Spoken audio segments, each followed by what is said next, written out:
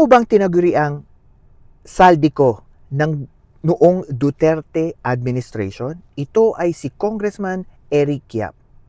Siya po ay kumakatawan ng isang party list sa Kamara at noong 2022, take note, baguhang kongresista at batang kongresista na naging chairman ng Committee on Appropriation na alam natin itong committee na to ay ang nagkokontrol ng pondo o ng budget sa Kamara.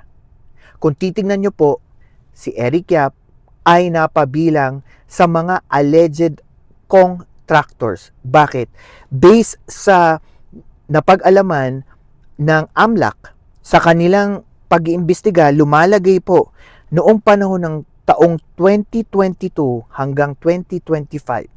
Sa DPWH project pa lang, nagkaroon na sila ng 16.6 billion pesos na kita at 3.1 billion pesos dito ay para lamang sa flood control project.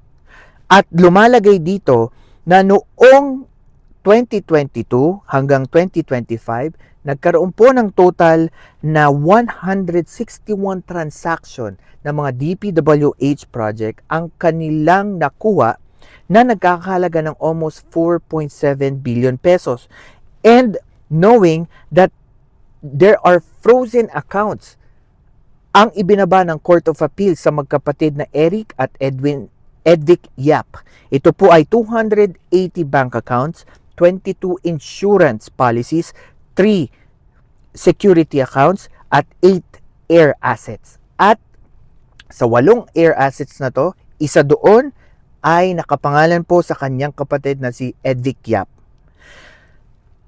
At isa sa pinagtataka ng AMLAC, sa 3 taon mula ng 2022, ang net worth po ni Edvic Yap lumalagay po na 1.7 billion pesos. Nakapagtataka, di ba? Pero anong tingin ninyo? Sabi nila na noong panahon daw po na umupo si Eric Yap bilang chairperson ng Committee on Appropriation, siya po ay allegedly napasama sa bid rigging at kinanta rin po siya ni Orly Gutesa na isa sa mga kasali sa flood control scam.